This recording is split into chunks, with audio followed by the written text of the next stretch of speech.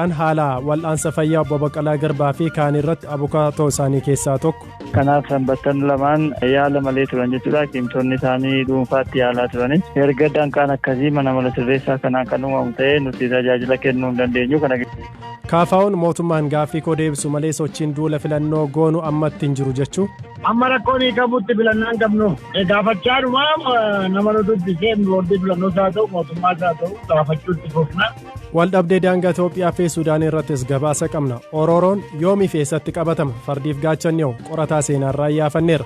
Odeessaalee gaggabaaboo addunyaa biroos qabna. An Zalaalam Taaddisaatiif Raafoolii Dhugaasaa qopheessee turtii gaarii. Dhimma wal'aansa fayyaa obbo Baqqalaa Garbaafaatti deebina. Jalqaba irratti yeroo dheeraaf dhimmi waldhabdee daangaa Itoophiyaa fi Sudaan irra ture ammallee furmaata hin arganne. Ammallee loltootni Sudaan daangaa darbanii siqachaa jiraachuu akkasumas lammiilee fi qabeenya Itoophiyaa irraa miidhaa geessaa akka jiran ni dhaga'ama. Mootummootni biyyoota lamaanii waldhabdee kana karaa marii nagaan furuuf akka karoorfatan himanis hanga ammaatti wanti geeddarame hin jiru jedhu jiraattootnii fi aangawoonni naannichaa. Galaanaa Balaay odeessa dabalataa qaba. Humnoonni Sudaan daangaa irratti meeshaa waraanaa gurguddaa dhukaasaa jiraachuu jiraattonnii fi aangaan naannichaa BBC'tti himaniiru. Bulchaan godina Gondar Lixaa obbo Dassaalany Xaasaw guyyaa 3 dura loltootni Sudaan nama tokko ajjeesanii 2 kan madeessan ta'uu BBC'tti himaniiru. በቅርቡ በኦዲታ ወልዴ የሚባል አካባቢ ላይ dhiyeenya naannoo Odittaa Waldee jedhamutti loltoota Sudaaniin qonnaan bultoonni 2 rukutamanii tokko lubbuun isaa darbeera. 2 yookiin immoo 3 kan ta'an ammoo ugguramaniiru. Dubartii qonnarra turte daa'ima ishee wajjiniin fudhatanii deebi'aniiru. Ammas ammoo sochii loltuu dabaluu, da'oo qotachuu, daandii qulqulleessuu fi loltoota isaanii qindeessuun gara waraanaatti seenuudhaaf malee marii nagaaf qophaa'aa akka hin jirre agarsiisa. Darbee naannoo Qwaaraa Masgabiyaatti lammiilee nagaa keenya irratti dhukaasa banaa jiru. Qonnaan bultoonni fi namoonni 180 hanga 200 ta'an qe'ee isaanii irratti miidhaan irra ga'eera. Walumaa galatti qabeenya Itoophiyaa gara birrii biliyoona 1tti lakkaa'amurra miidhaan ga'eera.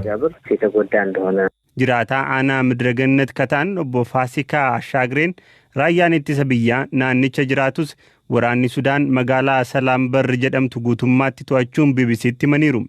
የሱዳን መከላከያ ሰራዊት ኃይሉን አደራጅቶ humni waraanaa Sudaan humna isaa qindeeffatee bakka Abooter jedhamtu buufatee jira. Magaalaa Salaambar keessaa namoonni baqatanii amma to'annaa isaanii jala jirti.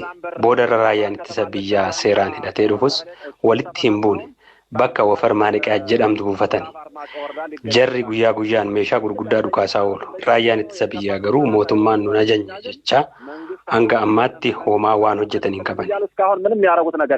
Dhiyeenya raayyaan ittisa biyyaa Itoophiyaa naannoo daangaatti sochii eegaluun isaa bal'inaan ni himama. Dhaabbatii oduu mootummaa Sudaan Sunaa eengadda ministeera biyya alaa biyyattii eeruun gabaasa dhiyeesseen Sudaan sochii daangaa ishee irratti dubbii kaasuuf Itoophiyaan taasisu akka balaaleffatu ibsuun kunis hariiroo gaarii biyyoota lamaan jidduu jiru kan faallessudha jedhaniiru. Dhimma raayyaan ittisaa Itoophiyaa naannoo daangaa irratti sochii addaa taasisaa jira jedhu irratti bulchaan godina Gondar Lixaa obbo Dassaalany kana jedhu. መከላከያ ሰራዊታችን እስካሁን የወሰዳቸው raayyaan ittisaa keenya hangammaatti tarkaanfii fudhate hin qabu. Hangammaatti hojii ittisaallee haala gochuu hin dandeenye keessa ture.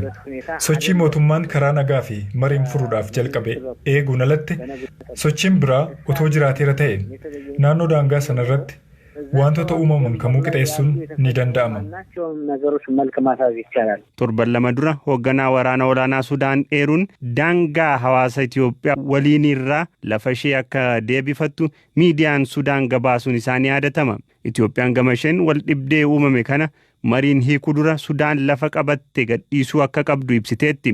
Dubbii himaan ministeera Haajaa Alaa Ambaasaadder Diinaa Muftii yeroo sanitti ibsa kennaniin Sudaan gara durii isheetti yoo hin deebitu ta'e mariif gadi taa'uun akka hin danda'amne dubbatanii turani.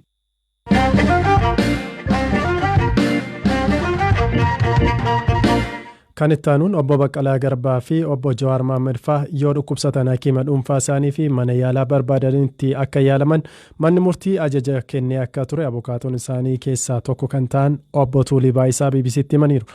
Jimaata galgala obbo Baqqalaa Garbaa waan dhukkubsataniif mana yaalaa geessuuf yoo hakiimonni gaafatan manni sirreessaa diduus himanii jiru.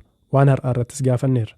Hakiima dhuunfaa isaaniitii fi mana hakiimii isaan barbaadanitti akka yaalaman manni murtii ajaja dabarsee ture. Haa ta'u malee manni amala sirreessaa gaafa jimaata darbe kana obbo Baqqalaan dhukkubsatanii waan laafataniif mana hakiimii dhuunfaa isaanii akka deemanii fuudhanii yookaan galgala keessa sa'aatii 2tti deemuu hin dandeessanii qaama olaanaatiin dhorke jedhee manni amala sirreessaa sun dhorke. Kanaaf sanbattan lamaan yaala malee turan jechuudha. Hakiimtonni isaanii dhuunfaatti yaalaa turanis erga danqaan akkasii mana amala sirreessaa kanaan kan uumamu ta'ee nuti tajaajila kennuu hin dandeenyu. Kana gidduutti rakkinni yoo dhufetti gaafatamummaa hin fudhannu jedhanii tajaajila kennaa turan addaan kutanii. Kanaaf sanbata kana lamaan hundi isaaniiyyuu tajaajila yaalaa malee turan jechuudha. Kanaaf laaffatanii waan jiraniif kaleessa ganama mana murtii eeyyannoo barreessine manni murtii irra deebi'ee kana dura ajaja kennaa ture. Yeroo adda addaatti ajaja kennee ture hakiimii dhuunfaa isaaniitii fi mana hakiimii dhuunfaa isaaniitti akka yaalaman.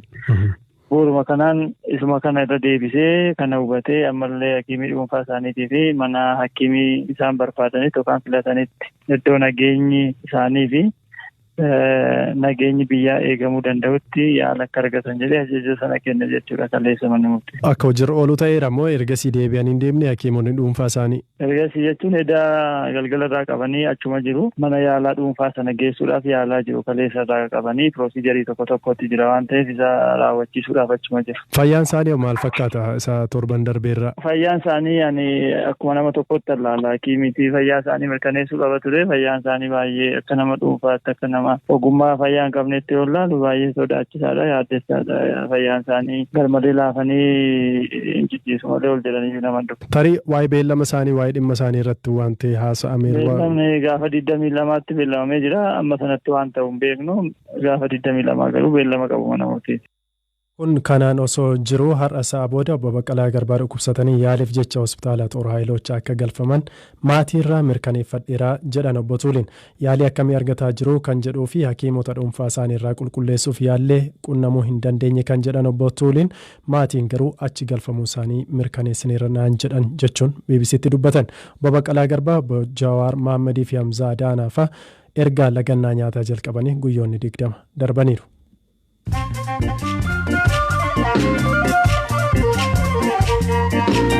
Oduu gaggabaaboo isinitti hima. Rippaabilika Dimokiraatawaa Koongoo laga Koongoo irratti bidiruun dhidhimte yoo xiqqaate namootni 60 ta'an du'uun namootni 300 baraaramuu qondaalonni mootummaa himan.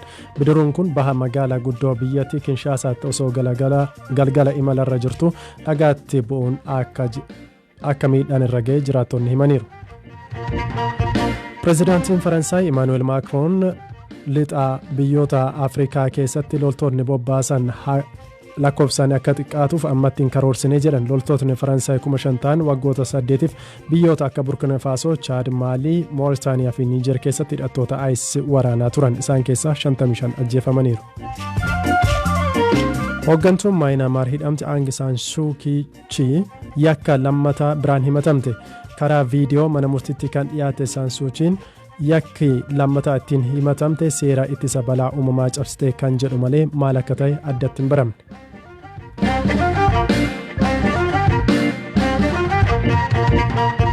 Kan itti aanuun filannoo Itiyoophiyaa caamsa dhufu gara xumuraa gaggeeffamu irratti hirmaachuuf duula na filadhaa fi galmee kaadhimamtoota akka hin jalqabne KFO'n hime. Dura ta'an paartichaa Profeesar Mararaa Guddinaa hanga mootummaan gaaffii keenyaaf deebii kennutti sochii gochuu hin dandeenyu jedhan. Gaaffii gurguddoon paartichaas hooggansii fi miseensonni paartichaa hidhamuu fi waajjiraaleen cufamuu ta'uu himaniiru. Mootummaa bicaa boordiin mootummaa wanti gaafanne jira. Ammanni jeeqee homaa jechuun jiru. Gaaffiin keessan maali? Gaaffii warra hidhamaa gaafanneerra. Waajjira cufame akka qabu gaafanneerra. Dirreen siyaasaa dhiphate akka fooyya'u gaafanneerra. Warri boordiin filannoos bobbaase mirchaa gaggeessan jedhee bobbaases iddoo baay'ee rakkoo qabu.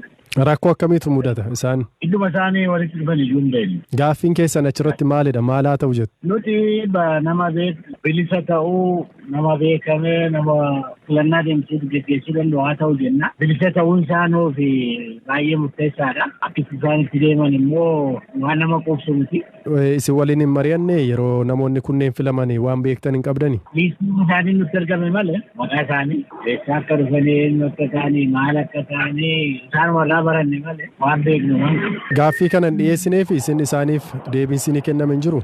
Eessaa turree deebiin quubsaan nuun kenna. Tole Gama biraan waajjira cufamuu fi miseensota hidhamuu wajjin wal qabatee boordiin filannoo KFO'n akkasumas ABO maqaadhaanii waajjirri jara cufamuu malee lakkoofsa mana gandaddootii cufamee teessoo isaanuuf hin kennine kan jedhu Aadde Burtukaan kaasanii ture. Isin maal jettu? Akkana waajjirri nutti cufame beeku dhimmeerra tasbaasaa turre achi cufamee kanaa ta'uu waan jedhan humna sin qaban ta'ee fedhii humna akka barbaachisetti ilaalaa jiru. Malee eessaa cufamee nus gaafachuu danda'u. Gara sanatti yeroo baay'een deemanii jechuu qofi. Warri mormituun dhagaan qabanii, fiitiriin qabanii, maaliin ta'anii seeru malee nama liistii kennaafii turre nam tokko ibsisanii beekanii. Isaan garuu teessoo isaanii waajjira cufame ibsuu irratti paartileen kunniin kaka'umsa hin qabanidha kan jedhanii isin galchitanii ture jechuudha. Galchinee turre kaka'umsas qabnaa fedhiis qabnaa garuu dirreen rakkoon keenya hiikamu malee waan goonuu hin qabnu jechuudha. Waajjirroo hagamtu cufame? Akka waajjiraatti dhibbaa olidha. Filannoo paartileen tokko duula jalqabanii jiru kan mootummaa jalqabee jira. Haga yoomitti callistanii turtu moo maal eegdure filannoo kana akkamitti eegaa ture? Amma rakkoon hiikamutti filannoo hin qabnu. Gaafachaa dhumaa nama nu dubbisee boordii filannoos haa ta'u mootummaas haa ta'u gaafachuutti fufna.